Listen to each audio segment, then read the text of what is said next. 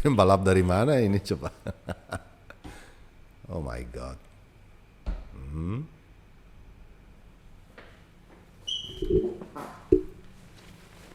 Anda pembalap dari mana? Saya pembalap dari Gua Hantu. Oke, terima kasih untuk datang hari ini. Oh, nggak jadi anjing hari ini ya? Enggak, Oke, basi ya? basi. Oke, hati-hati ini mic-nya. Oke. So, buka kali ya. Hah? Buka ya. Oke, buka. Buka.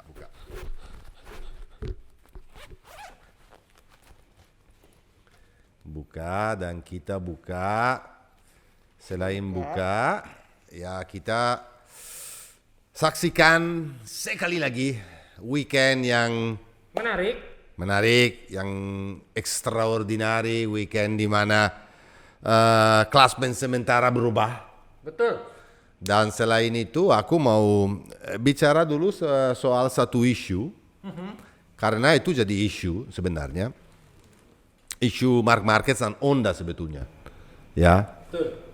Suami kasihan, suami bagus banget tapi kemarin Lagi apes bang. lagi apa suami kemarin ya. Jadi kenapa saya mau bicara soal isu Marc Marquez lagi? Mungkin sedikit aku review apa yang terjadi sebelumnya. Marc Marquez pernah di Portimao waktu long race dikasih dua long lap penalty dan race direction tulis bahwa dua long lap penalty tersebut harus dilaksanakan di Argentina. Dan itulah adalah statement yang salah sebetulnya.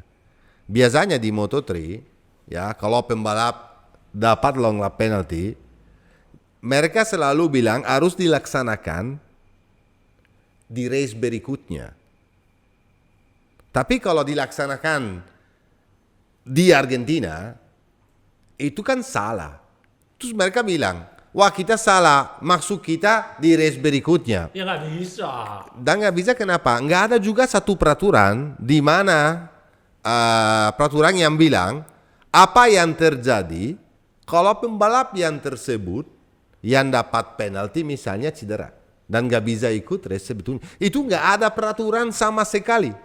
Itu salah juga. Itu adalah satu lubang ya bisa dibilang di di regulasi di mana ada area yang gray area yang di mana nggak ada aksi. Betul. Karena aksi itu semuanya kan sesuai dengan peraturan. Betul. Oke. Kemarin Alberto Puig, team manager Honda Repsol, dia langsung banding, protes soal masalah tersebut. Dia appeal ya dan dia minta supaya Marc Marquez nggak lakukan dua long lap penalty karena Marc Marquez kebetulan nggak turun di Argentina. Bukan nggak turun di Argentina karena dia memang nggak mau turun atau dia pintar mainnya, karena memang cedera dan dia patah tangan. Kalau saya pribadi, aku setuju sama Honda bro. Itu Alberto Puig nggak salah. Sebagai team manager, dia harus lawan apa yang nggak benar. Karena yang nggak benar siapa? Honda? Tidak. Yang nggak benar Marc Marquez, ya dia nggak benar karena bikin kesalahan. Tapi yang salah itu sekali lagi adalah race direction. Race direction ini di mana sekali lagi lemas, sekali lagi ambil keputusan yang tidak bijaksana, sekali lagi dia interpretasinya yang berbeda dan salah juga. Kalau sudah tulis statement di mana Hukumannya di Argentina, harusnya di Argentina. Balap nggak balap itu urusan lain. Argentina. Saya sekarang berharap, meskipun saya setuju dengan peraturan bahwa seharusnya Marc Marquez ini karena kesalahannya dia lumayan besar dapat dua long lap penalty di next race-nya, bukan di Argentina. Aku setuju dengan itu. Tapi karena race direction salah bikin tulisan, aku setuju dengan Honda, aku setuju dengan Marc Marquez, dan saya berharap bahwa Honda kali ini menang bandingnya karena dia benar. Setuju atau tidak kamu? Iya. Gimana sekarang gimana dong? Kita lihat peraturan, lihat apa yang terjadinya, lihat hasil respon dari race direction, dan dia minta maaf kita sorry salah. Oke lah, salah itu human. Tapi di sini adalah race kejuaraan dunia MotoGP. Harus hati-hati dong. Harus sangat hati-hati karena kan kacau balau dari beberapa sejak Eddie Lawson ya jadi pemimpin race direction ini. Sejak dia ada, kesalahannya dia itu dari tahun-tahun sebelumnya juga dari Moto3, Moto2 tuh kacau balau. Jadinya mungkin dia dulu adalah pembalap yang fantastis menurut saya, pembalap yang luar biasa. Tapi mungkin dia nggak pantas untuk memimpi steward panel. Betul nggak bro? Betul. Karena kesalahan ini kan juga nggak benar. Kesalahan dia terus dari dulu. Berulang. Jadi apa namanya? Sekarang adalah waktu untuk ambil keputusan. Atau kalau memang nggak ada waktu dan dia harus tuntas kerjaan dia sampai akhir tahun ini, ya udah lakukan kerjaannya. Tapi apa namanya harus ambil keputusan supaya di MotoGP ada race direction yang lebih Tegas dan jelas. Oke? Aku bukan bilang bahwa sebetulnya Marc Marquez ini benar dan bukan, nggak ada urusannya sama Marc, nggak ada urusannya sama Alberto Puig, urusannya adalah sama race direction dan Karena panel of steward. keputusannya sudah dilakukan untuk Argentina, ya konsisten di situ. Betul sekali, oke? Nggak bisa dirubah. Finally, selain ini kita bicara tentang apa yang terjadi kemarin di Argentina, di mana saya harus bilang di sini bahwa kita harus angkat topi sama seorang Marco Bezzecchi. Kita harus bicara tentang dia dulu. Oke. Yang sebenarnya dia tahun lalu Rookie of the Year. Ya. Tahun lalu dia udah tunjukin kepada dunia dengan motor yang lama tanpa upgrade, dia tuh udah podium. Iya. Dia itu udah perform. Apalagi 5 race terakhir tahun 2022. Betul. Dia start season ini dengan motor yang berbeda. Dia dapat motor yang bekas juara dunia, Pecco Bagnaia, dan motor juara dunia dan bekas Pecco Bagnaia, salah saya sebut, maaf. Dan motor ini kan udah super good, super top. Setupnya dan semuanya itu data udah ada dan jelas. Orang banyak sekali bacot di rumah dan bilang, ya sekarang coba lihat, ya mereka beruntung datang dari Moto2, dari Moto3 dan langsung bisa naik. Kalau misalnya mereka beruntung yang dapat Ducati, mereka bisa langsung perform. Aku setuju dengan itu, dengan dalam artinya bahwa kalau misalnya Marco Bezzecchi, Alex Marquez, Pecco Bagnaia, Jorge Martin dan pembalap Ducati yang lain-lain datang di era Valentino Rossi naik Ducati, itu kiamat pasti. Iya. Betul. Tapi kalau sekarang ini memang Ducati berdominasi karena dia kerja keras sekali sebelumnya untuk dapat apa yang dia dapat. Apa salahnya? Aku mau tanya sama kamu, apa salahnya? Jangan salah, Ducati cuman 2 kali juara dunia loh ini terakhir. Sementara Honda dari Yamaha itu nggak bisa dihitung. Marc Marquez sendiri 6 kali juara dunia, belum Valentino Rossi dengan Yamaha, belum Jorge Lorenzo, belum Fabio Quartararo. Jangan bawel deh.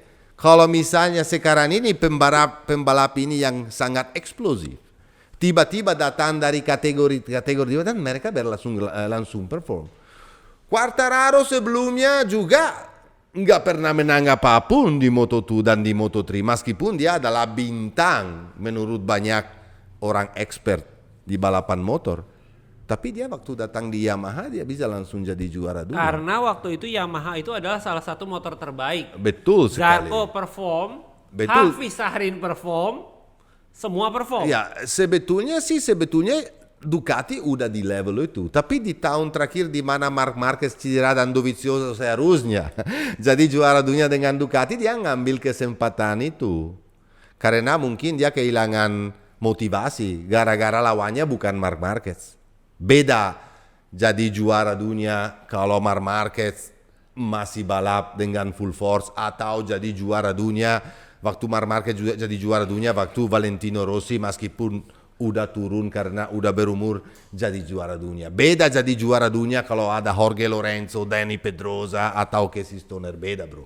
Jadi kalau kita bicara sejarah yang dialami Dovizioso itu adalah mirip sekali dengan pembalap Repsol Honda zaman dulu. Orang Spanyol, jauh sebelum era-eranya Marquez Lorenzo itu ada namanya pembalap Alex Crivie. Ya, Alex Crivie. Alex Crivie itu balapan di eranya Wayne Rainey, Mick Doohan, Kevin Swans. Betul. Dan dia menjadi juara setelah Rainey pensiun, Swans pensiun, Doohan pensiun, jadi juara dunia. Jadi akibatnya seolah-olah mungkin itu yang ada di pikiran Dovizioso saat ini. Betul sekali. Dan balik lagi ke Marco Bezzecchi, karena kita harus angkat topik. Kenapa? Ini anak itu, sorry bro, dia tahu track ini. Dia pernah jadi juara sebelumnya di track ini. Di mana? Waktu tahun 2018, waktu di Prustel KTM Moto3, dia juga jadi juara di Argentina dalam kondisi basah pula. Betul. Sama. Jadi dia tahu bahwa dia datang dari weekend yang sempurna bisa dibilang di Portimao. Meskipun di sprint race punya masalah dengan Alex Espargaro dan dia harus menyusul, tapi waktu di long race dia itu podium selesai di posisi nomor 3 di kondisi yang dry. Datang di Argentina dia itu langsung perform di free practice, perform di kualifikasi, perform waktu di sprint race. Dia tuh perform sekali karena dia selesai di kondisi kering. Yeah. Dia selesai di belakang Brad Binder. Cuman satu-satunya yang bisa menangkap Brad Binder. Peluru orange itu yang nanti kita bahas juga karena perlu dibahas itu.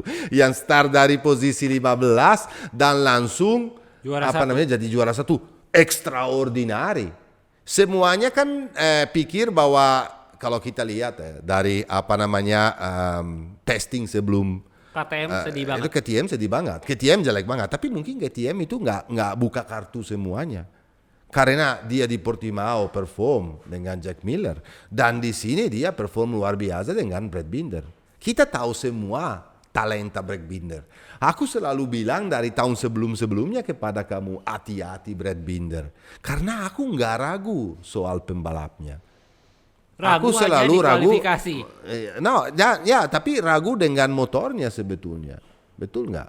Tapi kemarin dia start dari posisi nomor 15. Dia bisa langsung di tikungan pertama dia ada di posisi nomor 8 atau 7. Dan sampai dia selesai lap pertama dia udah bisa leading dan dia bisa kabur. Itu sesuatu banget. Itu namanya Brad Binder perform. Dan Marco Bezzecchi di situ kelihatan. Dia nggak give up. Terakhir dia itu nyusul. Oke lah dia pintar sekali. Kenapa bro? Dia sebetulnya bisa ambil risiko untuk overtake. Tapi dia tahu bahwa kalau dia lakukan itu, dia bisa jatuh. Paling penting untuk dia itu bijaksana. Dia bilang, oke lah, nggak perlu di sini. Naik podium aja untuk VR46 itu kemarin di sprint race luar biasa bro. Karena dia selesai nomor 2 dan Luca Marini juga performnya juga waktu di sprint race, dan dia selesai di posisi nomor 3. Dia tunggu sampai long race hari Minggunya, main race. Dia bangun pagi, dia bilang itu kondisi basah. Aku udah sedih banget karena udah siap sekali dan saya yakin bahwa di kondisi kering aku bisa perform dan menang. Tapi dia bilang, waktu saya warm up di kondisi basah, aku punya feeling yang luar biasa. Aku terasa bahwa motor wow, bagus banget, rapi banget. Di situ dia langsung start, langsung kabur. Sempat dia punya gapnya jauh banget. Dan dia bisa menang dan selesai di depan Johan Zarco dan selesai dengan 4 sekon di depan. Oke lah, tadinya dia sempat sampai 7 sekon waktu Alex Marquez masih 2. Dan nanti kita bahas soal Alex karena ini penting sekali juga. Dan oke lah dia dapat motor paling bagus. Oke lah mungkin banyak orang bacot kemarin bahwa wah tapi Marquez nggak ada, Oliveira nggak ada. Bastianini nggak ada. Ya oke, nggak ada. Ya terus ada yang lain tuh. Yang juara dunia ada. Kemana itu juara dunia? San Mori. Yang juara dunia ada. Nyari batu akik. Saya nggak yakin bahwa kalau misalnya pembalap sebagus Miguel Oliveira atau nanti kita bicara Mark atau yang absen ada bisa kalahin Bezzecchi. Cuman satu-satunya yang buang kesempatan untuk jadi juara race kemarin di kondisi basah cuma satu orang, adalah Marc Marquez. Karena kita kelihatan sekali di Rins, meskipun dia sempat maju sampai depan terus mundur karena punya masalah visual katanya, dengan frame-nya Kalex. Kemarin dia Rins pakai frame-nya Kalex, ya, frame-nya Marc Marquez, di mana Marc Marquez approve. Mungkin Marquez cuma satu-satunya yang bisa lawan Bezzecchi. Marco Bezzecchi kemarin di Argentina di kondisi basah, tapi itu kita nggak bisa dibukti. Orangnya nggak ada. Orangnya cedera, ya yang benar Marco Bezzecchi. Jangan bacot mulu. Menang karena motor paling bagus, menang karena nggak ada ya Marquez, menang. Dan menangnya menurut saya luar biasa. Kalau saya bilang itu Marco adalah popcorn. Itu sebelum jadi popcorn, kamu taruh di dalam panci. Dengan panasnya tertentu, dia tuh meledak. Enggak, jadi gini guys, sangat beda. eksplosif. Dia ya? masih pakai panci. Kalau zaman gue pakai microwave. Ya, gitu. aku masih pakai panci zaman dulu. Ya, pancinya itu popcornnya masih di dalam panci, jadi terus gini, dia meledak gitu. Kalau ke rumah Matteo malam-malam itu masih agak gelap, pakai Petromax soalnya masih. Masak pakai kayu betul. bakar. Enggak, masih pakai itu kayak zaman Roman. Pakai obor. Obor. Nah. Jadi angkat topi bro, angkat topi ya. Di sprint race dia bijaksana, di long race dia menang. Dan sekarang apa yang kita harus fakta apa? Leading Championship loh. 50 poin. Bisa dibilang dia itu. Kalau kemarin saya bro ada waktu dia cara bicara juga sama persis kayak Marco Simoncelli karena dia datangnya di daerah sama. Dan dia selalu bilang Diobo, dan cara dia bicara benar-benar kadang-kadang saya kaget sendiri. Wah, ini kayak Marco. Dia antara Marco, kalau kamu lihat juga fisionomi dari rambut dari wajah. Mukanya kayak antara Marco Simoncelli dan Valentino Rossi. Dan kemarin dia sangat eksplosif. Kalau saya bilang ini pembalap yang meskipun ya dia tuh pernah prestasi luar biasa di Moto3, dia pernah prestasi juga, dia kalah championship karena race terakhir jatuh beberapa kali waktu di Prustel. Dia itu juga pernah prestasi di Moto2, meskipun dia itu nggak mau tunggu waktunya dan langsung naik di MotoGP. Ini pembalapnya harus hati-hati. Kenapa tahun lalu rookie, tahun ini leading championship, baru mulai dengan motor yang sebetulnya yang motor 2022 dengan timnya itu satelit. Apa yang satu data lagi yang kita harus baca dengan hati-hati? Yang 1, 2, 3 kemarin itu semuanya apa? Satelit tim. Meskipun kita harus akuin bahwa yang namanya Johan Zarco pakai motor versi 223.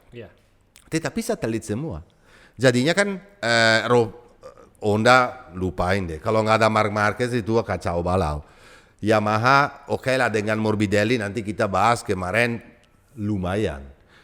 Tapi factory di mana? Terus selain itu Aprilia start dengan firework, tapi waktu race day menghilang juga. Ya bro. Jadi hati-hati pembalap satelit ini semua. Karena mereka punya alat, seperti saya selalu bilang, untuk menjadi juara dunia. Bukan cuma skill yang perlu, pasti perlu alat juga. Dan alat ini motor mau di tahun 2022 atau di tahun 2023, Ducati ini tuh bagus banget. Mau di kondisi basah, mau di kondisi kering, kemarin saya lihat motornya sangat stabil dan luar biasa. Jadi, balik lagi ke Johan Zarco. Sebelum Johan aku mau bicara sedikit lagi tentang Brad Binder, ya. Di mana di long race sebetulnya dia nggak punya keuntungan karena waktu awal dia jatuh gara-gara ada race accident awal-awalnya dengan dia sempat jatuh tapi dia masih bisa selesai di urutan nomor 17. Aku nggak mau nilai long race-nya dari Brad Binder jelek. Karena dia nggak punya kesempatan untuk perform. Aku nilai saya kasih nilai 8, 9 saya kasih karena dia sangat eksplosif. Untuk di sprint race. Dan kalau dia nggak perform di Portimao karena dia cedera lehernya. Dan saya yakin bahwa kalau KTM seperti ini bro, sekarang saya mulai bilang, Sudah bangkit ya. ya sudah bangkit lumayan lah dari 2 race terakhir ini. Oke, kalau di Portimao yang bersinar adalah Jack Miller, di Argentina adalah dan Augusto Fernandez sendiri dengan motor yang tua, dengan motor yang nggak punya upgrade sesuai dengan yang factory team, dan dia rookie tahun pertama dia turun, dan kamu tahu benar bagaimana susahnya Tech Trua Team dari sebelum pembalap dengan Lecuona, dengan Danilo Petrucci, dengan Paul Espargaro, Hafiz Sarin, semuanya tuh kacau balau. Ini orang baru naik dari Moto2, juara dunia Moto2, baru naik dia langsung prestasi selesai di posisi nomor 11. Tidaknya jadi, lebih baik daripada Raul Fernandez musim lalu ya. Betul sekali. Jadi angkat topi juga lah sama Augusto Fernandez. Kenapa Augusto Fernandez ini bahaya posisinya? Karena ada seorang Pedro Acosta yang sudah katanya yang KTM yang pegang. Kalau misalnya tahun ini Augusto Fernandez gak perform, mungkin ciao loh. Seperti biasa mereka ambil pebalap bagus-bagus dan langsung ciao. Seperti Remy Gardner, oke? Oke, posisi nomor 2 dari Johan Zarco. Untuk yang kesekian kalinya loh ini, udah capek ya? Aku nggak ngerti pembalap ini. Karena dia balik lagi ke Portimao, dia lakukan hal yang sama. Tiba-tiba dia wake up. Kayak ada petir yang tiba-tiba kena helm dia. Kencang aja. Dan dia bilang, ini aku di mana? Oh, ini lagi balap. Wah, baru buka throttle. Di Portimao dia begitu, kemarin di Argentina juga luar biasa. Waktu awal-awalnya dia coba usaha keras sekali untuk maju di depan karena kelihatan dia punya speed. Yeah. Tetapi dia bikin beberapa kesalahan. Lebar kiri, lebar kanan, mundur lagi, maju lagi, sampai dia orang bilang, wah enggak, dia pinter aja, dia memanage ban aja. Bukan begitu, karena waktu diwawancara dan ditanya langsung sama Johan Zarco, dia bilang, tidak begitu. Aku itu sebetulnya awal-awalnya udah mau maju di depan. Karena aku tahu bahwa kalau yang di depan kabur, aku nanti untuk tangkap kembali atau jadi juara race. Mungkin podium bisa, tapi jadi juara race nggak mungkin bisa kalau misalnya nomor 1 seperti Marco Bezzecchi menghilang. Dia bilang, aku nggak pernah lihat Marco Bezzecchi. Mau begini aja, aku nggak tahu di mana itu orangnya. Karena menghilang begitu. Dia tiba-tiba wake up, luar biasa race, dia punya speed, dia bisa tangkap Franco Morbidelli, dia bisa tangkap Alex Marquez yang sangat bijaksana, dia lewatin dan dia jadi juara. Ya runner up ya. Angkat. Dan dia di klasmen sementara juga sekarang di depan Alex Marquez. Ya, dia di posisi 3. Ya, saya berharap bahwa ini kalau aku suka Zarco ini. Kenapa, bro? Karena dia adalah, sorry, pasti kamu ledekin saya, tapi adalah old style rider ya. Udah nggak usah komen. Sama seperti sebetulnya Bezzecchi. Bezzecchi adalah karakter old style rider ya, yang masih romantis begitu kan, yang datang dengan rambutnya kayak begitu, dengan ekspresi yang kita perlu ada di paddock dan jadi perform. Saya yakin bahwa tahun ini sooner or later seorang Johan itu bisa jadi juara race. Dan dan hati-hati karena Johan itu kalau dia nggak bikin kesalahan dia biasa sebelumnya dan dia nggak maksa untuk jadi juara race dan bisa mengatur poin dengan bijaksana, dia juga bisa fight untuk championship ini. Betul nggak, bro? Betul. Nah, sekarang saya mau bicara sama soal satu orang yang menurut saya bikin sejarah juga kemarin. Bikin sejarah dan statistik yang baru. Itu pertama kali kakak adik, pertama kali mereka itu start dari Q1 ya, seperti Marquez di Marc Marquez di Portimao dan Alex Marquez di Argentina, start dari Q1 dan dapat pole position. Ini sejarah itu sejarah MotoGP, di historinya MotoGP nggak pernah terjadi. 2 kali berturut-turut, apalagi dengan kakak adik. Ya, kakak adik. Jadi itu sesuatu yang fantastis menurut saya. Aku kemarin yang masalahnya Alex ini adalah apa? Dia bilang sendiri, Kalau dia itu menurut saya adalah pembalap yang sangat bagus. Karena kalau kamu jadi juara dunia 2 kali di Moto3 dan Moto2, nggak mungkin jelek. Kamu tahu sendiri. Apa susahnya jadi juara dunia di kelas 3 tersebut itu? Itu susahnya. Kalau di Moto3 adalah pembalap muda paling bagus di dunia. Di Moto2 adalah upgrade yang dari Moto3 yang pembalap top di dunia juga. Lebih bagus. Dan mereka kalau perform atau kalau juara bisa naik ke MotoGP. Jadi kalau pembalap udah jadi juara dunia Moto3, juara dunia Moto2 dan kemarin langsung perform, di mana tahun-tahun 2 tahun sebelumnya semuanya udah lupain anak itu, karena dia naik motor yang nggak sesuai dengan atau nggak bisa compete dengan Ducati. Betul berarti kalau dapat Ducati mereka itu bisa perform, tapi harus juga punya skill. Kalian nggak bisa bilang Alex Marquez naik, tuh lihat lo Marquez dulu gimana sekarang dia itu naik podium. Ya dia siapa dulu lo men? Iya. Lo baca dulu dong. Dia apa? Juara dunia Moto3, juara dunia Moto2. Dan satu lagi, nama belakangnya siapa? Exactly. Jadi kemarin dia naik, aku senang sekali bro sebetulnya. Karena bukan karena kita berdua teman sekali sama Gresini tim, dan bukan karena sponsor kita kebetulan adalah sponsor Federal Oil dan sangat lama, dan saya selalu berterima kasih karena sangat setia dan karena selalu support ya. Dan dia tim ini tuh top banget bro. Dia tunjukin tahun lalu dengan pembalap Enea Bastianini ya, tunjukin bahwa dia bisa jadi 3 besar di klasemen sementara, dan tahun ini dia masih terusin apa yang dia lakukan tahun sebelumnya dengan pembalap yang baru, dengan risiko yang baru, di mana sponsor-sponsor juga tanda tanya, di mana tanya sama Matteo dulu, apakah ini pantas jadi pembalap tim Gresini? Apakah ini jadi pantas diperpanjang? Betul, dan saya bilang apa selalu, kalian kalau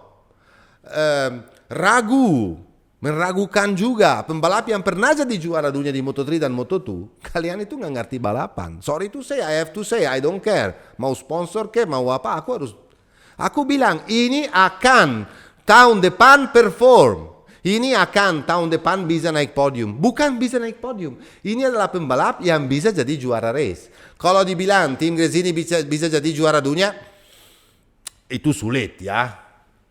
Apapun bisa terjadi di balapan. Juara dunia tim satelit. Itu bisa. Ya, tapi juara dunia apapun bisa terjadi. Tetapi dengan level sekarang ini juga sulit. Tapi kemarin extraordinary. Waktu dia dapat pole position, artinya apa? Kalau kamu dapat pole position, kamu punya speed, man. Kamu punya single lap. Ada pembalap yang nggak komplit. Pembalap yang misalnya di race bisa perform, tapi waktu kualifikasi banyak yang kita tahu. Brad Binder. Ya contohnya, atau Enea Bastianini ya. Tapi ini komplit. Dia bisa dapat pole position. Di sprint race dia bisa selesai 5 besar dengan fight yang luar biasa. Dengan seorang namanya Pecco Bagnaia. Yang tahun lalu jadi juara dunia. Yang tahun ini dia naik Factory Bike 2023, di mana dia sendiri bilang bahwa motor ini jauh lebih bagus daripada yang sebelumnya. Dia fightnya kayak nggak ada besoknya. Saya tahu di rumah orang senang sekali kalau Matteo bilang fight seperti nggak ada besoknya. Karena dia itu overtake. Satu kali aku lihat overtake Pecco Bagnaia dari luar, sliding.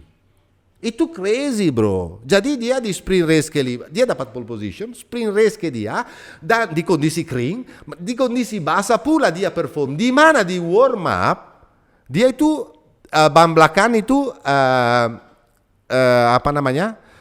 kempes gara-gara nggak tahu apa ya, dia mungkin kena carb atau apa, dia kempes. Dia cuma punya 1 lap. Dan di 1 lap itu waktu kondisi basah dapat waktunya 1:48 jauh.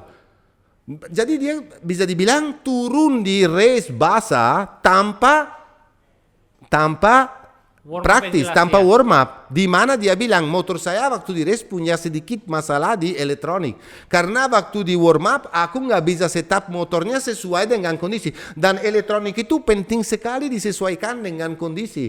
Karena elektronik yang kamu pakai di kondisi kering berbeda sekali dengan elektronik yang kamu pakai di kondisi yang sangat licin. Betul nggak bro? Jadi performa dari Alex Marquez kemarin menurut saya 2 thumbs up. Apakah dia bisa fight lagi untuk 3 besar? Ya sangat Bisa. bisa. Sangat bisa. Hati-hati. Balik lagi. Ini anak ini cuma satu yang dia harus benarin. Dan dia sendiri yang bilang, riding style dia itu masih kayak Honda dulu. Di mana Honda itu apa? Dia itu karena kecepatannya kurang, dia harus pakai rolling speed untuk masuk. Itu sangat kencang. Sekarang dia masih lakukan itu dengan Ducati. Di mana Ducati sebetulnya nggak perlu lakukan itu. Karena dengan rolling speed sangat kencang, Ducati melebar. Seharusnya dikurangin kecepatan untuk masuk supaya bisa pick up motornya secepat mungkin, di mana di apex buka throttle dan dia pakai power Ducati untuk dapat top speednya. Dia masih kerja untuk itu, meskipun kemarin dia udah improve, tapi dia bilang sendiri, aku masih harus improve. Kalau anak ini masih udah bisa baca, udah bisa improve, hati-hati. Jadi gini, aku jelasin, namanya rolling speed adalah kecepatan motor pada saat memasuki dan keluar tikungan. Nah, ketika pick up, yang dimaksud Matteo pick up itu adalah membuka gas secara maksimal Lurusin motor di secepat mungkin tikungan untuk buka gas. untuk diangkat menjadi posisi Ya. lurus. Nah, dengan Ducati kalau melakukan hal seperti itu yang terjadi apa? Dia akan melintas curb. Curb itu adalah di pinggirnya lintasan, lalu yang berujung kepada apa? Temperatur ban akan naik, suhu udara di ban akan naik, ban akan lebih cepat habis. Dan itu riding style itu yang harus dirubah oleh Alex Marquez. Alex Marquez sendiri sudah mengakui. Itulah salah satu penyebabnya kayak di race kemarin dia kehilangan sedikit grip di ujung-ujung balapan. Itu yang mesti dirubah. Oke, lanjut. Kita harus ini tanda tanya masih. Tetapi saya kemarin senang sekali saksikan sesuatu. Finally Franco Morbidelli itu bisa perform. Aku nggak bilang Franco Morbidelli balik seperti sebelumnya ya. Yang menang dan podium. Ya, aku bilang Franco Morbidelli bisa perform. Saya sangat senang hati lihat Franco balik lagi. Dan bukan cuma di sprint race dan karena dua-duanya dia selesai di posisi 4. Tapi di free practice juga, bro. Di kualifikasi juga. Franco itu ada di situ. Dan Franco pertama kali sejak lama sekali bisa selesai dan kalahin teammate-nya. Teammate-nya yang seorang Fabio Quartararo yang juara dunia MotoGP. Saya berharap bahwa Franco dapat motivasi dan inspirasi. Karena sebetulnya gini bro, top speednya dari Yamaha itu kemarinnya tuh gila sekali. Waktu di sprint race di wawancara Luca Marini yang selesai di posisi 3, dia bilang, aku untuk overtake Franco itu susahnya setengah mati. Awal-awalnya masih dia nggak bisa, cuma terakhir kan, beberapa lap terakhir bisa overtake karena di mana masalahnya nanti kita balik Yamaha balik di mana ada spinning. Jadi gripnya kurang, dia yang batu cuma terakhir gripnya kurang dari Yamaha, aku bisa overtake Franco. Tapi sebelumnya Franco punya top speednya itu sama kayak Ducati. Aku kalau Ducati biasanya overtake orang di tengah lurusnya udah overtake. Di sini nggak bisa Marini, dan saya lihat di mana. Artinya apa? Oke lah Yamaha improve, dia punya top speed. Karena kalau kamu lihat data juga, top speednya Yamaha udah sama persis. Kalau tahun lalu masih 10-12 km per jam lebih pelan. Kalau tahun ini udah selevel, mungkin 1 km per jam, 1 km is nothing. Oke? Kenapa? Jadinya apa? Di mana masalahnya Yamaha sekarang ini? Masalahnya Yamaha sekarang ini dia aerodinamis, bro. Karena aerodinamis itu, dan kalau kamu lihat kemarin dari free practice sampai kualifikasi dan race, Yamaha, Morbidelli dan Quartararo setiap kali keluar dari tikungan atau di braking dia goyangnya setengah mati. Perhatiin nggak? Iya. Goyang terus. Di braking goyang, itu apa namanya? Itu aerodinamis. Dan mereka tahu bahwa masalahnya sekarang kenapa? Kalau kecepatannya naik, kamu harus cari stability. Stability itu sekarang ini datang dari mana? Aerodinamis. Dari aerodinamis. Nah, mereka bilang bahwa kemungkinan besar di Jerez, bukan di Amerika, tapi waktu mereka balik race pertama di Eropa sesudah USA, mereka akan dapat upgrade pertama dari aerodinamis untuk mencari stability itu. Saya yakin bahwa Yamaha itu lagi kerja keras itu sekali untuk lakukan itu. Dan kalau Franco bisa mendapat feeling ini kembali, ya itu bagus sekali. Karena Franco itu adalah pembalap yang papan atas, bro. Kemarin itu Franco Morbidelli, Luca Marini, Bezzecchi dan Pecco Bagnaia itu pembalap range. Mereka sendiri bilang kemarin kayak kita pembalap sendiri di range waktu kita latihan. Dan waktu kita latihan nggak ada berterima kasih sama siapapun. Kita masuk kayak setan. Dan kemarin pula begitu. Aku lihat Bezzecchi masukin Pecco Bagnaia atau Marini masukin Morbidelli. Itu nggak ada besoknya juga. Mereka nggak peduli. Ya kita lah di luar track itu teman. Tapi di dalam track itu kita fight untuk satu target juga. Target itu adalah jadi juara race. Target kedua adalah jadi juara dunia. Nah kita nggak peduli kamu mau jadi teman saya atau apa. Kalau kamu juga nggak balap sama saya, aku pengen tonjok apalagi. Ayolah yuk. Oke. Jadi aku belum bisa nilai Franco Morbidelli, tetapi aku bisa akan nilai nanti di setelah Jerez itu. Hati-hati nomor 5 Jorge Martin lagi. Jorge Martin oke lah kita tahu pembalap eksplosif. Menang atau gubrak. Tapi kemarin dia itu belum bisa dapat speed dan rhythm, tapi dapat poin yang penting. Dan saya yakin bahwa kenapa aku bilang banyak sekali kemarin ini mau bicara Bezzecchi karena ada hubungannya sama Martin. Dibilang bahwa sekarang Ducati Factory harus langsung kontrak Marco Bezzecchi. Bukan begitu ceritanya. Marco Bezzecchi nomor 1 bukan pembalap Ducati. Dia pembalap VR46. Dan kalau seorang Valentino Rossi atau Uco melepas Marco, nggak mungkin. Kalau Marco juga nggak hormatin mereka dan tiba-tiba pergi, kalau nggak dikasih izin sama mereka, tidak mungkin juga. Karena kalau Marco ada di situ, itu harus berterima kasih sekali dengan biar Muniver. Dan dia itu harus hati-hati juga. Kenapa? Karena orang yang saingan dia itu semuanya terrible dan semuanya bagus. Saingan dia adalah Enea Bastianini, saingan dia adalah Jorge Martin, saingan dia adalah Johan Zarco di mana juga bisa perform, atau pembalap lagi Ducati yang lain di mana juga mencari factory team. Jadi kalau saya Marco, seperti saya bilang soal Enea tahun lalu, udahlah. Enea tahun lalu itu eksplosif. Tahun ini Bezzecchi lagi lakukan apa yang Enea Bastianini lakukan, hati-hati. Belum tentu di factory team kamu bisa perform karena pressure-nya yang berbeda. Atau malah apes. Nah itu. Jorge Martin jadi balik lagi karena Jorge Martin adalah satu pembalap sooner or later, dan saya yakin bahwa Jorge Martin akan jadi fighting untuk championship tahun ini. Dia belum dapat yang apa dia maunya. Tapi waktu dia balik nanti di Eropa atau nanti di Amerika itu dia akan ada track-track tertentu di mana dia cocok sekali seperti Marco Bezzecchi kemarin di Argentina, di mana dia akan eksplosif dan dapat, karena kamu tahu sendiri dia adalah pembalap yang very fast kalau pole, sprint race adalah mainan dia, dan long race juga dia bisa perform karena tahun ini saya lihat dia udah bisa memanage ban dengan lebih baik ya. Alex Rins sebetulnya Alex Rins salah saya dari Jorge Martin ke Jack Miller. Jack Miller kemarin sebetulnya kecewa saya dengan Jack Miller, bro. Kenapa? Karena di Portimao sangat luar biasa. Waktu di sprint race itu nggak tahu kemana. Terus waktu di race kemarin dia itu nggak perform sebetulnya. Orang bisa dibilang, kok Matteo bilang nggak perform? Urutan untuk Jack Miller, Untuk Jack Miller. Di mana dia naik motor dan dia pernah 2 kali juara race dengan Miguel Oliveira di kondisi basah. Di mana Jack Miller di kondisi basah atau di kondisi kritis atau mix, dia itu adalah king. Di mana Jack Miller kemarin?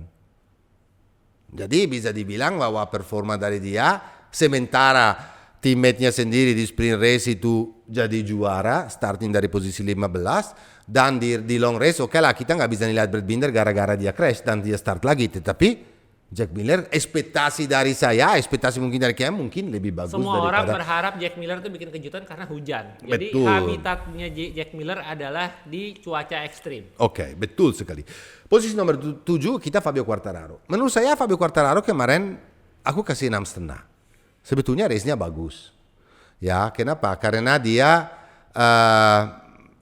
waktu waktu di sprint race kurang, dia masih, kalau kita dibanding Franco Morbidelli di mana dia selesai posisi nomor 4, juga di long race, tapi dia punya masalah dengan Nakagami, di mana dia bilang bahwa Taka masuk kayak peluru, Taka masuk kayak kamikaze dan buang saya kemana, dan dia tuh sempat paling belakang loh kemarin.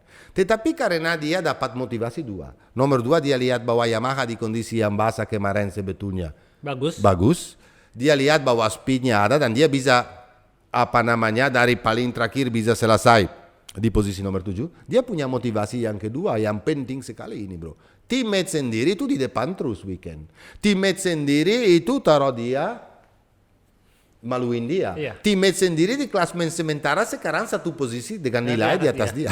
Kalau saya pembalap seperti Quartararo yang jadi juara dunia, di mana sebelumnya saya selalu selesai di depan Morbidelli, di mana Morbidelli nggak pernah perform, dan saya punya alasan motor kurang ini, motor kurang itu, kemarin dia nggak bisa punya alasan bro. Dia harus wake up. Jadi menurut saya Yamaha nggak sejelek yang dikatakan, cuman perlu karena dia step up dengan spek engine. Dia tuh sekarang harus step up juga dengan spek fairing. Dan saya yakin sekali kalau dua pembalap ini mendapat alat yang bagus, bisa dua-duanya perform. Dan saya yakin juga bahwa Morbidelli masih bisa kalah Quartararo. Meskipun Morbidelli tahun ini harus hati-hati sekali karena ada gosip bahwa tahun depan dia pindah tim factory Ducati tapi di Superbike. Dan saya berharap ini nggak terjadi karena menurut saya Franco Morbidelli adalah kelas MotoGP, bukan kelas Superbike. Franco Morbidelli itu juara dunia Moto2. Masih terlalu muda untuk ke Superbike. Franco Morbidelli tahun 2020 runner up. Ya, hati-hati. Jadi oke. Luca Marini nggak bisa se-eksplosif waktu di sprint race, selesai di posisi 8, tapi dia tahu bahwa dia harus dapat poin, dia harus selesai. Kenapa? Karena sebenarnya dia itu di Portimao udah collect 2-0. Iya. Jadi dia ngambil risiko dan dia cukup lah, bisa dibilang 6,5 karena dia naik podium. Oke lah dia kalah sama Marco, tapi kita tahu sendiri bahwa kalau kamu punya teammate-nya kayak Bezzecchi yang sangat eksplosif itu nggak gampang. Nomor 9 Alex Rins. Overallnya, awal-awalnya aku kira waktu dia udah tangkap di Gian Antonio, waktu Gian Antonio masih di posisi nomornya, Gian Antonio startnya di 5, aku lihat bahwa Alex Rins punya rhythm dan speed yang bisa naik podium, tapi tiba-tiba mundur. Dia bilang dia punya masalah dengan visor dan nggak bisa kelihatan apapun. Banyak sekali pembalap yang kayak begitu punya masalah kayak begitu, tetapi overallnya saya bilang posisi nomor 9 itu untuk Honda not the best. Considering bahwa sekarang dua-dua pembalap Repsol Honda dua-duanya cedera, absen. Nakagami bikin kesalahan besar lagi dan Rins itu sendiri harus ekstra keras kerja. Overallnya nggak jelek banget, meskipun menurut saya Honda itu harus lakukan benar sesuatu. Kalau dia berharap cuma dengan skillnya Marc Marquez, dia bisa. Skillnya Marc Marquez boleh ambil risiko, tapi kalau dia ambil risiko nanti terjadinya kayak di Portimao, dia risiko terlalu tinggi. Mereka harus kerja ekstra keras dan saya yakin mungkin dengan Alex frame ini yang Alex coba kemarin, mungkin Marc nanti kalau dia bisa balik di Amerika dia bisa perform, apalagi itu adalah tracknya Marc Marquez di mana dia selalu juara. Dan terakhir nomor 9 Fabio Di Giannantonio. Oke, kalau di sprint race kurang, tapi kemarin waktu di kondisi basah seperti biasa dia super fast. Habis itu dia mungkin dia juga bilang bahwa punya masalah elektronik, dia tiba-tiba gripnya dari roda belakang hilang dan masalah dengan visor segala macam, tapi selesai 10 besar dengan kondisi kemarin menurut saya good result. Jadi tim Gresini kemarin bisa dibilang angkat topi karena Fabio 10 besar, Alex extraordinary podium dan di klasmen sementara di urutan 4 naik 1 posisi dibanding kemarin. Jadi ya mereka pergi di Amerika dengan positive vibe. Ya, di mana mereka bisa perform lagi dan mengkuat lagi posisi di klasmen sementara. Sekarang semuanya bilang di rumah, oh ini orang gila ya, nggak pernah bahas juara dunia 2022. Mana bahasnya Mr. Pecco. Pasti Matteo marah sekali sama Pecco. Aku mau terbalik daripada semua orang itu. Kenapa? Oke lah. Terakhir Pecco bikin kesalahan itu kapan? Sachsenring. No. Jepang itu selesai race bro. Di Sachsenring waktu jatuh, waktu crash. Oh ya. Terakhir dia crash saya bilang, Yeah. sorry. Terakhir dia crash di Sachsenring. Tahun lalu. Lama banget bro. Marc Marquez, Valentino Rossi, Casey Stoner, pembalap hebat semua, Fabio Quartararo. Semuanya bikin kesalahan. Kalau kemarin dia itu memang bikin kesalahan, sesudah sekian race dia itu nggak crash, normal. Semua bilang, wah nanti ini antunya tahun lalu balik lagi. Dia itu nggak sebagus tahun lalu. Sekarang dia akan crash terus. Ya. Belum tentu. Menurut saya dia salahnya di mana? Yang di mana saya sedikit kecewa. Waktu di sprint race. Karena dia kurang agresif menurut saya. Oke lah orang bilang, oh dia pinter sebetulnya. Karena dia itu tahu bahwa sprint race sebetulnya nilainya nggak banyak. Dan nggak usah ambil risiko. Ya mungkin benar itu. Tapi apakah pembalap sekelas Marc Marquez, sekelas Pecco Bagnaia, sekelas yang pernah jadi juara dunia harus pikiran kayak begitu? Tidak.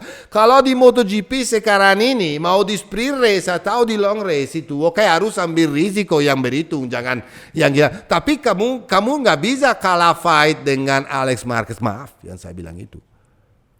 Dan dia itu sebetulnya kibab. Dia udah senang selesai di urutan nomor 6 kemarin di sprint race. Di situ saya lihat Pecco yang aku nggak suka. Pecco di mana jadi bijaksana, oke. Dia tahu bahwa nilainya itu nggak penting banget karena nggak banyak. Tetapi ekspektasi saya Matteo Guarinoli dari Pecco Bagnaia fighting juga untuk podium. Di mana sprint race yang pertama di Portimao dia sangat fantastis dan luar biasa dan dia attacking dan dia juara di sprint race dan dia juara juga di long race. Minimal kemarin 3 besar atau 4 besar lah. Enggak. Aku lihat dia itu udah senang di posisi nomor 6 dan dia tunggu long race di mana dia feeling di kondisi basah. Bagus. So-so lah bisa dibilang. Sih, karena kalau kita dibilang prestasi dia di kondisi basah, Pecco meskipun pernah menang, tapi nggak selalu sempurna. Aku ingat waktu di Jepang, waktu kita di Motegi juga, prestasinya jelek banget di kondisi basah. Kemarin pula itu udah overtake seorang namanya Alex Marquez, di mana menurut saya udah di limit. Dia itu masalahnya apa kemarin? Kemarinnya terbalik dari sprint race. Marco Bezzecchi udah ada kemana, dan dia mau maksa untuk coba tangkap Marco Bezzecchi. Dia bilang, aku lagi maksa habis-habisan. Untuk apa? Kamu selesai di Argentina, di mana adalah track, di mana kamu nggak begitu suka sebetulnya, di mana kamu nggak selalu prestasi, karena Ducati itu pertama kali menang loh di Argentina. Pertama kali menang dari sejak eranya Dovi. Ya, dia menang dengan seorang namanya Bezzecchi. Dia itu mungkin nggak terima. Marco Bezzecchi, salah satu teammate saya di VR46 Academy, aku mau tangkap, aku mau usaha, karena dia udah lihat bahwa dia awalnya pinter, tunggu, dia udah punya speed, dia udah punya grip, lebih bagus daripada Alex, dia udah punya pengalaman di Ducati, di mana dia tahu karakteristik Ducati, dia tahu gimana caranya riding style Ducati, overtake Alex. Di situ dia seharusnya menjaga. Di situ dia seharusnya nggak seperti dia bilang aku lagi limit supaya selesai di podium dan dia keluar dari Argentina klasemen sementara leading. Sekarang dia kedua. Tapi kalau dibilangin bahwa Pecco kesalahan kayak dulu, Pecco nggak akan bisa, hati-hati. Ntar sabar. Hati-hati, sabar dulu. Mungkin dia, dan kita tahu semua bahwa pengalaman dari tahun lalu, ya, Pecco itu kalau keluar dari race, dari track yang bukan dia benar-benar paham seperti Eropa, di mana dia tahu bahwa gripnya berkurang, di mana layoutnya dia nggak begitu suka, dia selalu struggle. Dia selalu tahun lalu disaster. Di Indonesia dia selesai posisi nomor 15 di kondisi basah pula juga. Jadi sebenarnya disaster. Di Argentina disaster, di mana-mana disaster tahun lalu. Cuman dia mulai balik perform sesudah Sachsenring. Jadi Aku yakin bahwa mungkin Peko akan balik lebih kuat. Peko selalu tunjukin kepada kita tahun sebelumnya juga bahwa kalau dia jatuh race berikutnya dia menang. Berapa kali dia lakukan selalu itu. begitu sih. Jadi jangan underestimate ya. Meskipun dia kehilangan kesempatan kemarin karena seorang Marc Marquez juga. Aku masih anggap Marc Marquez ini calon juara dunia loh. Jangan salah loh bro. Aku masih anggap Marc dan Peko tahu. Dan seharusnya kemarin ambil kesempatan untuk dapat Poin dari poin situ, penting. maksimum. Karena Marc akan balik, saya yakin. Kalau orang bilang sekarang ragu, banyak bilang, oh Marc nggak yakin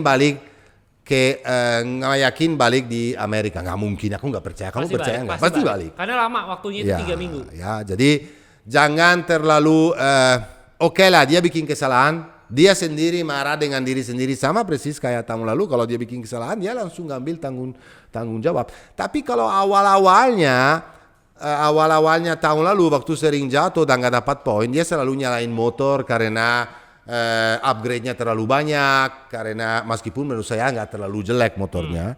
Tahun ini dia nggak bisa lakukan itu bro. karena motor semuanya performance. Dan dia sendiri tuh pernah bilang bahwa motor ini lebih bagus jauh dari yang sebelumnya. Oke. Apakah satu lagi yang saya harus bahas di sini, di mana semua orang pasti di rumah bilang, Matteo kenapa nggak bicara Aprilia? Di mana tadinya sebelum Portimao runner up di klasemen sementara adalah Maverick Viñales, duo Aprilia itu di mana? San Mori. No. Waktu di kualifikasi, waktu kita bicara free practice, mereka 1-2 terus. Iya. Mereka punya pace paling bagus, mereka punya race pace bagus dan single lap paling bagus. Tapi waktu datang hujan, problem Aprilia ini struggle. Kalau dibilang kalau kita analisa pembalap satu-satu, kita bicara Viñales sama Alex Espargaro di kondisi basah mereka sih nggak pernah extraordinary. Meskipun saya pernah dengan Yamaha lihat Maverick Viñales membawa motor di kondisi basah luar biasa, tapi nggak selalu. Jadi kalau mereka udah dua-duanya nggak extraordinary, motornya sendiri menurut saya punya masalah. Karena tiga-tiganya Aprilia adalah di posisi yang sama. Viñales, Alex Espargaro dan Raul Fernandez. Jadi yang bikin saya kecewa sebetulnya Aprilia adalah di sprint race karena kondisi kering di mana Viñales sebetulnya punya pace, tapi dia bilang ya karena saya start dari tengah dari belakang susah overtake. Binder. Hello. Kalau ada orang bilang bahwa sprint race akan boring karena kalau start dari belakang atau dari posisi dan row 3 ke belakang nggak mungkin bisa punya kesempatan untuk menang. Brad Binder kemarin tunjukin kepada semua orang bahwa itu adalah semua mungkin. Jadi Viñales dengan motor yang kemarin di sprint race minimal dengan kondisi kering dengan Aprilia yang perform, di mana dia perform juga di sprint race sebetulnya dia punya pace loh, dia cuma nggak bisa overtake. Oke lah dia punya masalah besar, kasihan sekali. Kenapa? Karena dia ada kontak. Waktu itu sempat ada race accident nggak jatuh tapi winglet kanan patah. Jadi waktu winglet kanan patah waktu di braking dan stability motor kurang. Aku masih bisa maklumin dia gara-gara masalah ini. Tapi ekspektasi saya sedikit dari Aprilia, mereka sekarang harus kerja PR besar, kerja ekstra keras untuk dapat grip, untuk dapat setupnya di kondisi yang basah, karena aku yakin bahwa Aprilia di kondisi kering sudah top level. Apalagi di seri Amerika di mana sirkuit kesenangan dari Alex Espargaro. Betul sekali. Dia benci banget dan jangan salah loh bro, itu kemarin Alex juga waktu di sprint race jatuh, waktu di basah juga. Sementara tahun lalu dia juara race loh ya, dan sementara tahun 2017 dengan Yamaha Maverick Viñales juga juara di Argentina. Ini adalah tracknya yang suka dua pembalap ini suka banget, tapi kemarin gara-gara semuanya tadi itu nggak bisa perform. Moto2 pasti teman kita senang sekali bro. Ogura absen, aku potong dulu. Ya terus. Ogura absen lagi. Kamu start dulu. Kedua, Aaron Canet. Nggak juara. Tapi dia lumayan bagus deh kemarin. Meskipun dia startnya oke bikin kesalahan. Oke. Tapi dia dapat 2 long lap penalti. Tapi start dulu dari teman kita namanya Carleto Pernat. Itu Tony adalah Arbolino, manajer Tony Arbolino dan manajer Enea Bastianini yang saya sama kamu kenal. Baik. Bisa dibilang baik. Kemarin aku WhatsAppan dan dia senangnya setengah mati karena Tony Arbolino bro kemarin super loh. Bagus. Super ya. Waktu di Portugal adalah track di mana dia nggak suka bisa selesai di podium, selesai di posisi nomor 3. Dia bilang kalau saya di Portimao bisa selesai di podium, di mana adalah track yang saya nggak suka sama sekali, race yang di depan aku akan tunjukin kepada semua orang siapa Tony Arbolino.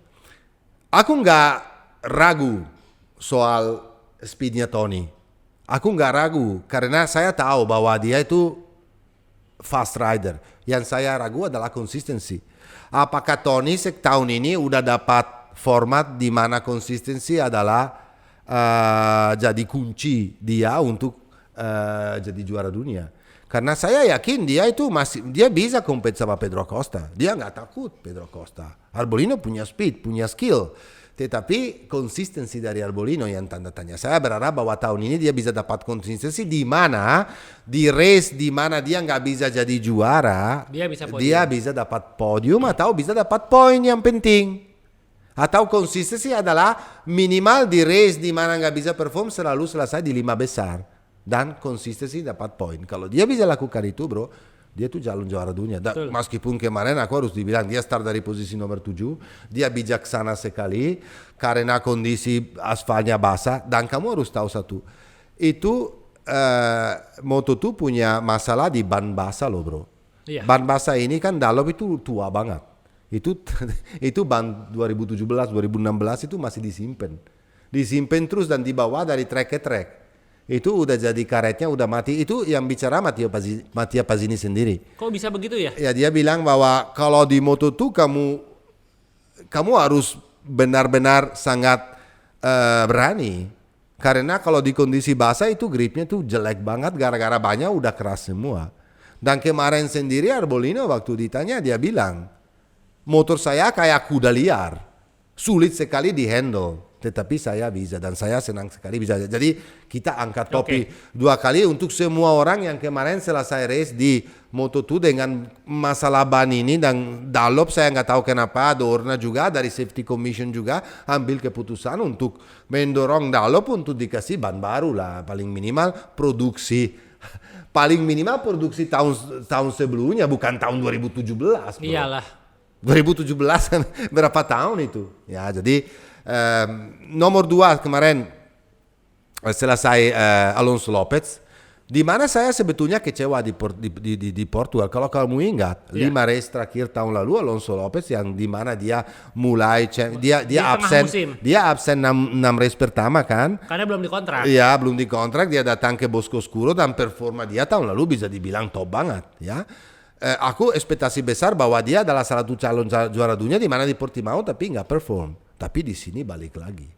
Di kondisi dia tuh waktu di start itu jelek. Kenapa? Kamu tahu nggak? Lucu ceritanya ini konyol. Waktu di start dia itu dia pikir bahwa dia tiba-tiba panikan. Dia pikir dia masih ada apa namanya limitator. Apa limitator? Limiter. Jadi masuk pit itu ada batasan kecepatan 60 km per jam. Itu harus dipencet. Kalau itu tidak dipencet, itu tidak akan off. Tetapi masalahnya kalau seperti kasus di MotoGP, ketika limiter itu tidak di-offin, itu berpengaruh kepada jumlah bensin yang dimasukkan ke injektor. Itu yang terjadi oleh pembalap MotoGP musim lalu.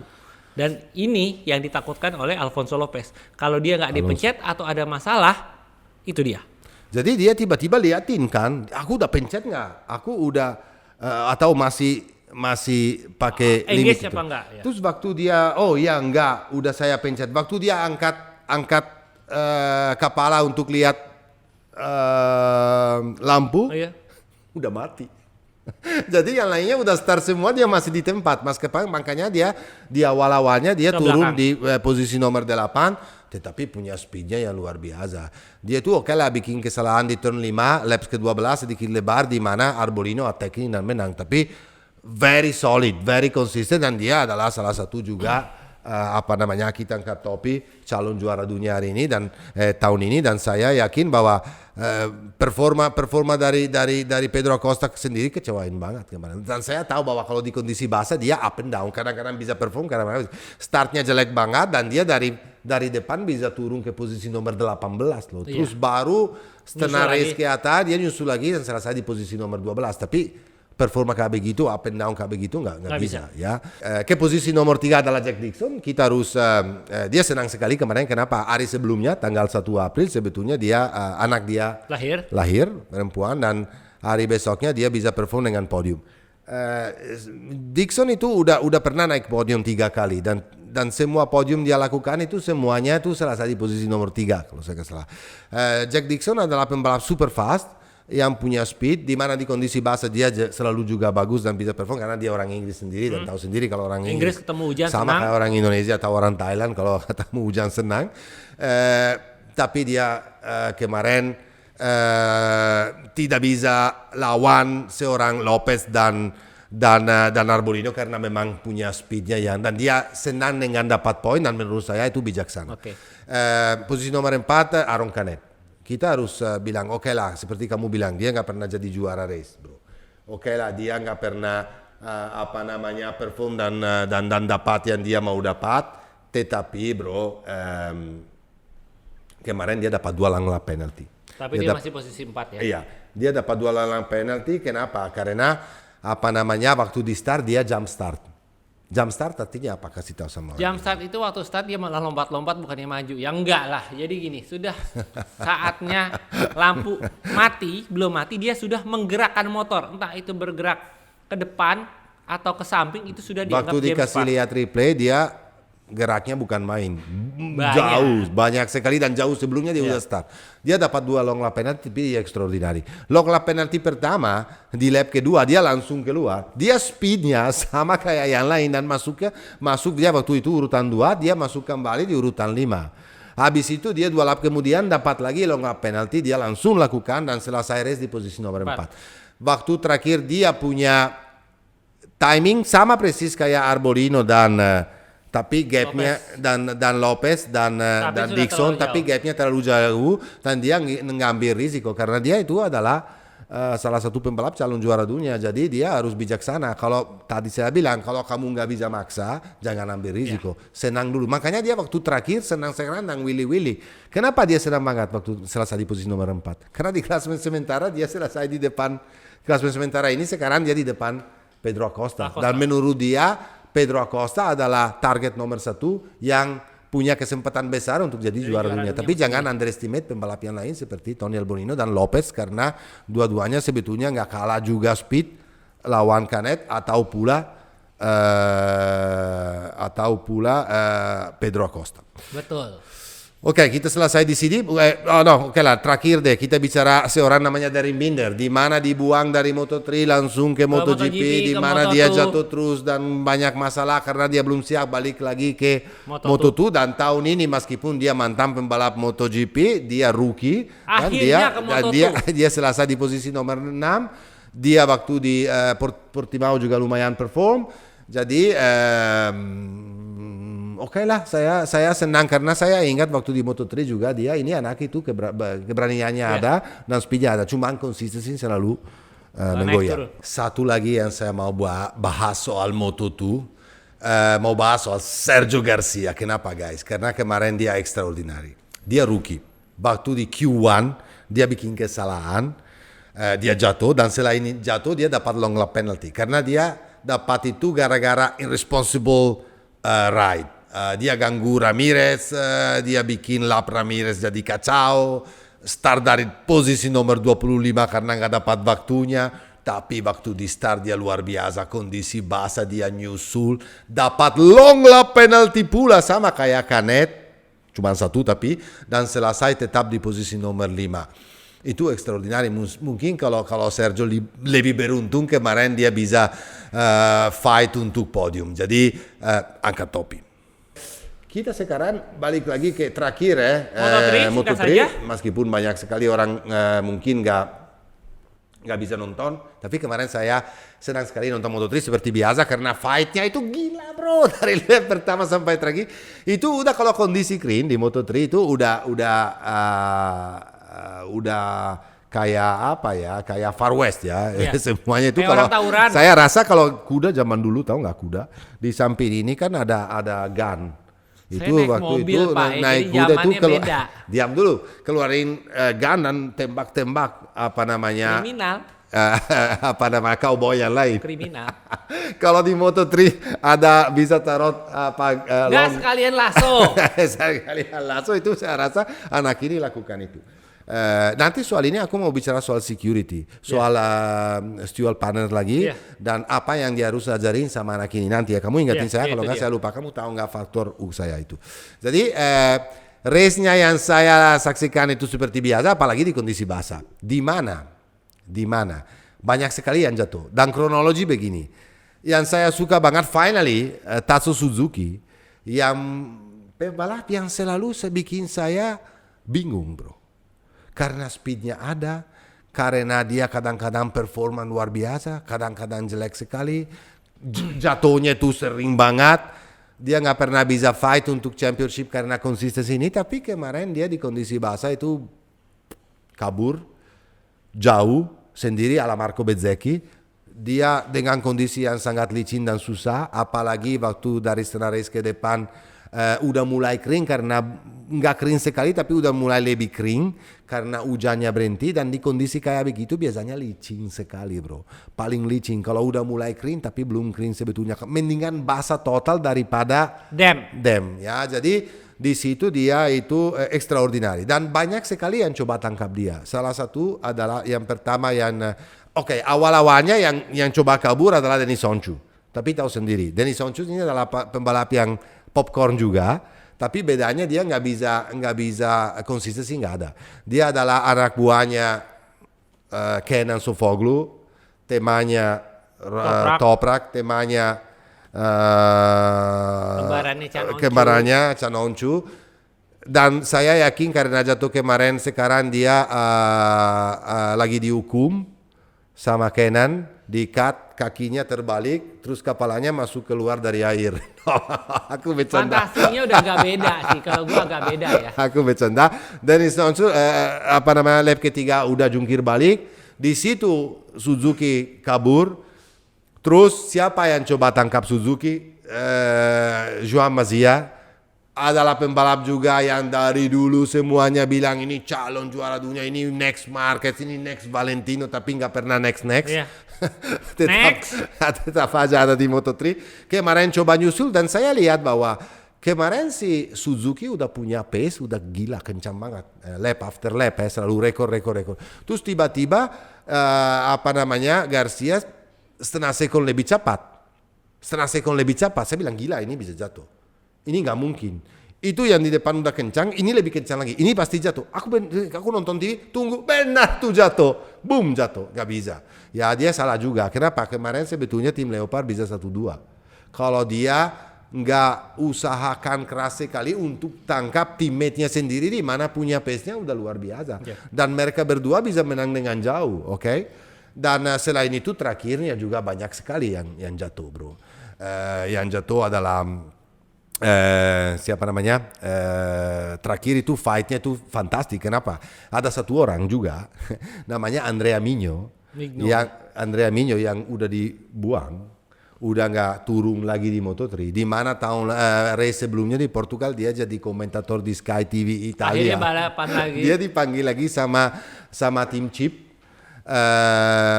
untuk gantiin Felon yang di Portimao cedera. Iya. Dan mungkin kemungkinan besar karena belum balik, nanti Migno akan turun juga di Ada apa sih dengan Andrea Migno ini? Andrea Migno ini kemarin performa luar biasa, dan kelihatan banget waktu dia bikin kesalahan sebetulnya, karena di lurusnya motor dia pelan banget loh bro, pelan banget KTM dia dibanding